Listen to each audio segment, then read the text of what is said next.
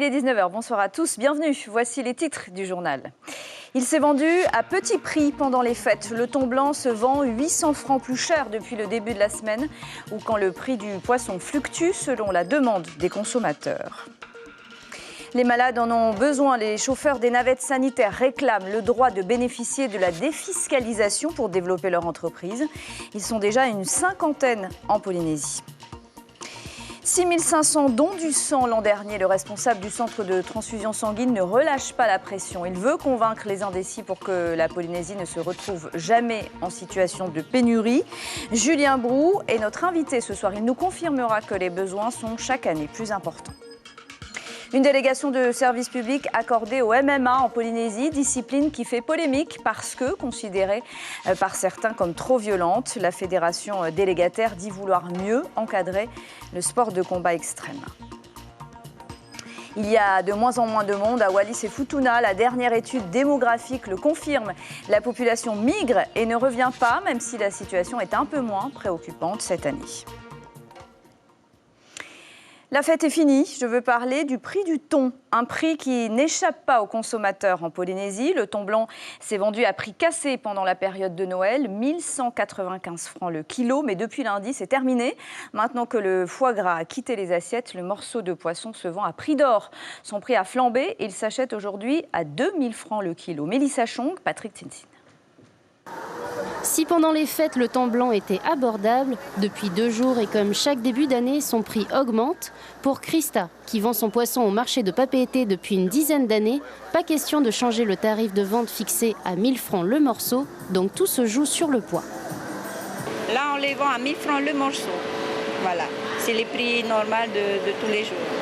Au kilo, ça peut varier de 1500 à 1800 pour le thon blanc. Et pour le thon rouge, ça peut aller jusqu'à 2000 francs le kilo. Voilà. Pareil que pour l'espadon. Ça varie suivant le prix d'achat. Friand de sashimi, poké et autres poissons crus, le prix du thon n'arrête pas certains consommateurs. Pour toi, c'est pas cher? Non, parce que les pêcheurs, ils ont beaucoup à payer aussi. Ils ont le mazout, à payer le courage. S'il pleut, il faut affronter la tempête. Plein. Pourquoi on va choisir le marché pour venir chercher son poisson? Parce que c'est frais. Ah, c'est à prix le poisson. Je n'ai acheté jusqu'à 2000 francs le kilo. Voilà. Bon, là, je ne sais pas, c'est un morceau, donc je ne sais pas exactement combien il pèse, mais à 1000 francs, ça me paraît intéressant. Actuellement, le prix du thon blanc varie entre 1995 et 2295 francs le kilo. Pas étonnant pour Yan Ching, puisque tout est une question de stock et du nombre de bateaux en campagne de pêche. Il y a une tendance haussière au niveau du prix du thon blanc parce que justement on a épuisé tous nos stocks de poissons et aujourd'hui les bateaux qui ont accepté de passer les fêtes en mer reviennent petit à petit, mais ils sont très peu nombreux et donc il y a un phénomène où on manque de stock. C'est pour ça que les prix ont augmenté depuis 2-3 jours. En magasin, les amateurs de poissons font tout de même attention à leur budget. Je surveille le tarif quand même parce que je vois que les morceaux diminuent et quand même les prix montent, quoi. Le prix du thon blanc devrait tout de même baisser d'ici la fin du mois de janvier, sous réserve que les rendements soient de retour à la normale. En sachant que le prix du thon rouge est toujours plus élevé que celui du thon blanc. Il était incarcéré à Rennes, en métropole, et il venait à peine de sortir de prison. Lui, c'est Ben Benasek, l'auteur du premier braquage à main armée en Polynésie dans une banque de Papara en 2000. Il vient de nouveau d'être interpellé à Pires cette fois. Il consommait de l'alcool chez une dame âgée. Il était sous l'emprise d'ice et de médicaments. Il aura fallu l'intervention de plusieurs gendarmes pour le maîtriser. Il est sous contrôle judiciaire en attendant sa comparution immédiate. Vous les avez peut-être croisés ou utilisés. Les navettes sanitaires et leurs petites étoiles bleues se multiplient sur les routes pour transporter les malades, soit vers leur domicile, soit vers l'hôpital. Sauf que l'activité a ses limites. Les chauffeurs auto-entrepreneurs n'ayant pas accès à la défiscalisation n'ont pas la possibilité de développer leur entreprise comme ils le souhaiteraient. Ils militent pour pouvoir en bénéficier. Adi Yenko, Jacques Damour. Un chauffeur qui aide un patient à entrer dans un centre de dialyse, ça arrive tous les jours, notamment avec le nombre croissant de dialysés sur le territoire. Pour les aider, des navettes sanitaires sont prises en charge par la CPS. C'est décalé les heures. Et tu peux terminer plus tôt, vers 4 heures, tu peux terminer tard, 22h, 23h. Ça dépend des besoins. Voilà, ça dépend des personnes dialysées. Et quand elles sont les branches et quand on va les débrancher. C'est juste ça. Et après, on les attend. Commencer tôt, c'est en effet le quotidien de ces chauffeurs au service des malades. Ce matin à 6h30, c'est Olivier qui vient récupérer Jean-Yves chez lui à la Presqu'île. Il a déjà dans son véhicule un autre patient récupéré à 6h. Ces malades, il les connaît désormais très bien car il les prend en charge plusieurs fois par mois. Sur la Polynésie, les transports qui sont pris en charge, c'est des gens qui vont en dialyse et les personnes qui vont ou en chimiothérapie ou en radiothérapie. 1 heure à l'aller vers Papeete, une autre minimum au retour selon la circulation. Ça donne le temps de discuter dans la navette. Tu joues à quoi? Ce véhicule affiche d'ailleurs, après seulement 2 ans, près de 400 000 km. C'est d'ailleurs une des difficultés de ce métier, l'absence de défiscalisation. Ça serait bien que le territoire puisse faire un geste pour que ces entreprises puissent continuer. Parce que là, comme je t'ai montré, ma voiture elle a 375 000 km maintenant. Il faudrait déjà que je pense à la changer tout doucement. Mais bon, sans une défiscalisation, c'est difficile. Chaque course est rémunérée à 1 520 francs, ajouté à cela 50 francs par kilomètre parcouru, au-delà des premiers 16 km. Pas de quoi se faire une fortune quand il faut payer le véhicule et l'essence. Le service est pourtant fortement plébiscité par les patients. Ce n'est pas la dialyse qui nous fatigue. Pour moi, c'est plutôt le trajet. Parce que de Papeete à Taravao, des fois on tombe dans la circulation, même en ayant un chauffeur. Le soir, quand on sort, on tombe dans la circulation et ça, c'est fatigant après. Aujourd'hui, les 52 professionnels du secteur espèrent une écoute de la part du gouvernement. Il appelle régulièrement à l'aide pour éviter la pénurie de sang. Le responsable du centre de transfusion sanguine de l'hôpital continue de faire appel à la générosité des donneurs potentiels, avec toujours le même enjeu, être en mesure de fournir des poches de sang aux malades en demande. La Polynésie, qui n'importe pas de sang de la métropole, a des besoins qui augmentent de 2% par an. Julien Brou, bonsoir. Merci d'être là. En 2019, vous avez réussi à collecter, je le disais, 6 500 poches. On est à peu près dans le nombre de donneurs que vous souhaitiez atteindre par jour, mais rien n'est définitivement acquis. Il ne faut surtout pas que la Polynésie se retrouve en pénurie, puisque je rappelle qu'elle n'importe pas de sang et qu'elle se débrouille toute seule. Tout à fait. La Polynésie a atteint son niveau d'excellence, sa majorité absolue concernant son approvisionnement. Aucune poche ne vient d'extérieur. Tout doit être produit localement. Made in Whenua. C'est ma mission, c'est notre mission, c'est la mission de tous les donneurs de sang, de mon équipe de collègues, mes collègues qui travaillent avec moi. Et tous les jours, nous sommes sur le pont, nous travaillons tous les jours, nous sollicitons nos donneurs. Et heureusement, nos donneurs de Polynésie répondent toujours favorablement. Alors justement, il y a en ce moment une campagne dans les médias pour encourager les dons du sang. Vous-même, vous avez mis en place un système de SMS pour relancer les donneurs réguliers. Est-ce que tout ça, ça favorise le don du sang concrètement? Tout à fait, ça s'additionne. Les donneurs de sang sont sollicités par SMS, par des appels ponctuels, par le biais des médias, etc. Et grâce à ces méthodes de communication, ils viennent, et heureusement, ils viennent nombreux, ce qui me permet d'approvisionner correctement les dépôts et de ne plus vivre régulièrement la pénurie de sang. Ça, c'est quelque chose de très difficile à vivre. Alors, je le disais, les besoins augmentent de 2% chaque année en Polynésie. À Raiatea, ils ont carrément augmenté de 10%. De quelle façon est-ce que l'association des donneurs de sang vous aide? Alors là, cette association nouvellement créée, je tiens à les remercier, surtout le président, M. Philippe Luyance, un homme extraordinaire. Cette association, maintenant, a pris sa vitesse de croisière et nous aide à solliciter, à contacter, à récolter des dons pour nous permettre de mieux prélever, de plus prélever et de satisfaire les besoins. Il y a une idée reçue selon laquelle il faut des stocks de sang essentiellement pour les accidentés de la route. En fait, ce ne sont pas eux qui en ont le plus besoin, mais les malades atteints de cancer, ceux du service gynécologique et les bébés prématurés. C'est bien ça? C'est bien ça, oui. Tout le monde a accès. Le sang en Polynésie, je tiens à le rappeler, est gratuit. Il n'est jamais facturé aux patients, mais facturé à la collectivité. Tout le monde en Polynésie a accès aux produits sanguins labiles. Alors on est indépendant en matière de stock de sang, vous le disiez, mais vous avez signé une convention avec l'hôpital de Lille.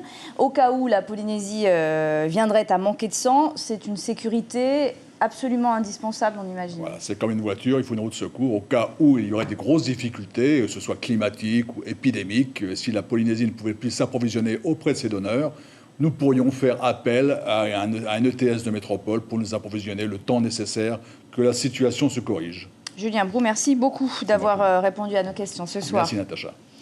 Le Téléthon, lui aussi, est en mal de dons. 9 millions de francs ont été collectés l'an dernier. La Polynésie s'était mobilisée à hauteur de 12 millions de francs contre les maladies génétiques en 2018. C'est déjà le 3e accident au Tahara depuis le début de l'année. Cette fois, c'est un automobiliste qui a perdu le contrôle de son véhicule et qui est venu percuter la voiture qu'il était en train de doubler dans la montée du col côté Mahina. L'un des véhicules a terminé sur le toit. Les 3 personnes impliquées dans l'accident ont été légèrement blessées. La surveillance maritime bientôt renforcée avec l'arrivée de 2 nouveaux patrouilleurs. Le premier arrivera en 2022, le second en 2024. Ils assureront des missions de souveraineté et de protection dans la ZEE. Ils interviendront entre autres contre les pollutions maritimes et pour la préservation de la ressource halieutique. Et puis les communes ne sont pas prêtes. Le contrat de redynamisation des sites de la Défense va être prolongé de 2 ans. Un contrat qui avait été signé en 2016 entre l'État et les communes qui devaient utiliser les anciens terrains militaires pour en faire des zones de développement économique. Des centaines d'hectares ont été rétrocédés, mais plus de la moitié des projets communaux n'ont toujours pas vu le jour. Le contrat a donc été prolongé jusqu'en 2022 via un avenant signé par le pays. En métropole, il n'est toujours pas rattaché au ministère des Sports, mais en Polynésie, le MMA vient d'obtenir une délégation de service public. Les acteurs de la discipline sont ravis, pourtant le sport de combat extrême fait polémique. Il autorise en effet les coups de poing, de pied, les coups au sol et les étranglements, mais la Fédération de lutte arts martiaux, jiu-jitsu et disciplines associées affirme vouloir structurer la discipline et former des professeurs et des juges. Les pratiquants, eux aussi, ont le sourire. Rohan Potoru, Hubert Liao. Depuis le 27 décembre dernier, la pratique du MMA est légalisée au Fénois.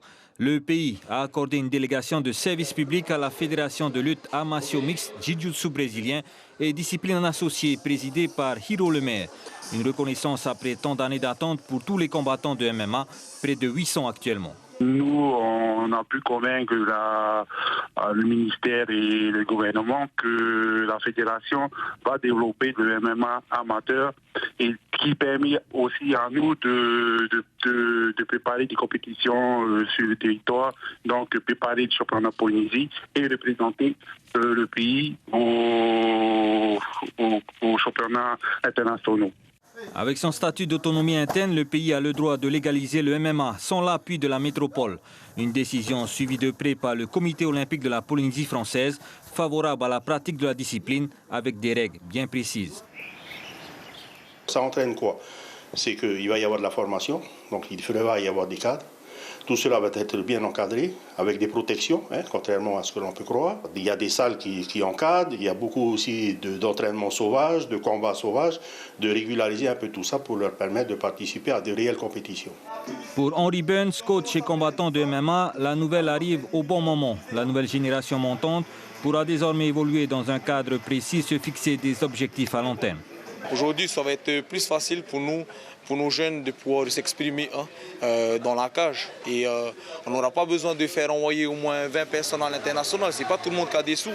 Ce n'est pas tout le monde qui peut se permettre de pouvoir payer des billets et aller aux États-Unis, arriver là-bas et peut-être ne pas avoir de combat ou en Nouvelle-Zélande.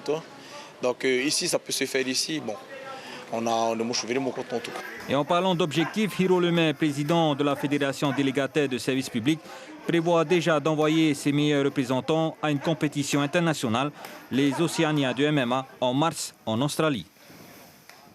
Oui, on compte 800 adhérents en Polynésie française. Cette histoire insolite, à présent, les chasseurs de Wapo ont abattu un oiseau. Mais attention, pas n'importe quel oiseau. Il ressemble à un merle et menaçait la biodiversité de l'île. Et les habitants qui n'ont pas souhaité prendre de risques ont décidé de l'abattre. Son nom scientifique, Acridoteres tristis. Son nom tahitien, Manu Puaatoro. Son nom marquisien, Komako Haoe.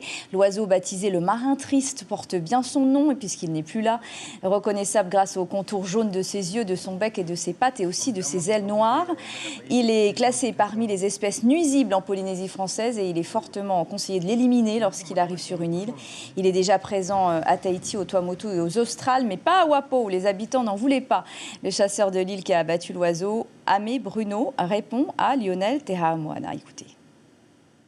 On a vu l'oiseau, la merle, qui était juste au-dessus de la maison. Et ben, on a décidé, qu'est-ce qu'il faut faire? Alors on a discuté entre nous, on a dit, il faut éliminer. Parce que c'est un oiseau très nuisible déjà. Et en même temps, c'est la première fois qu'il arrive chez nous.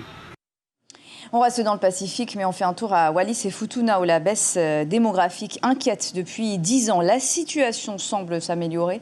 L'INSEE vient en effet de dévoiler ses derniers chiffres. C'est toujours le départ massif de l'archipel qui est en cause.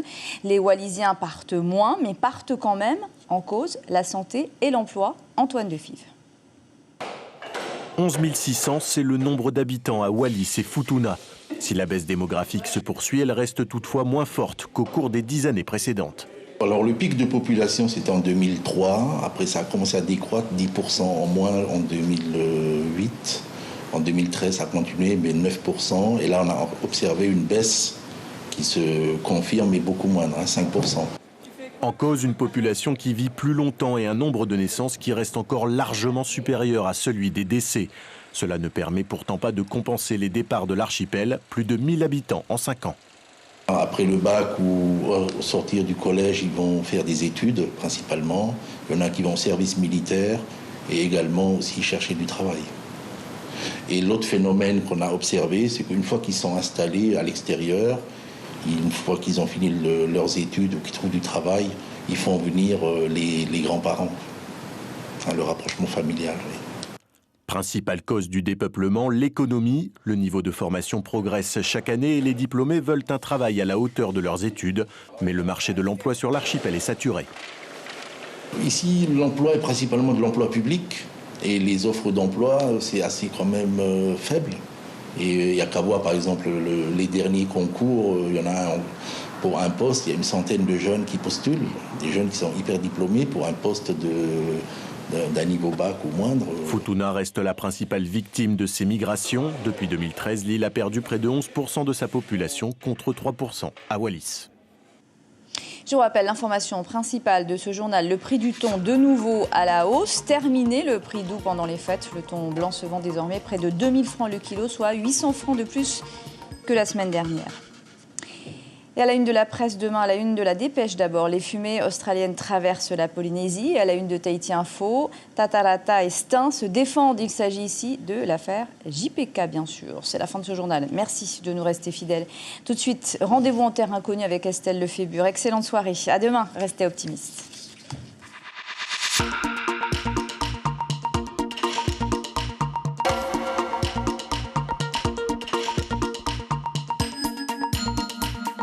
Retrouvez notre journal en replay sur notre site internet.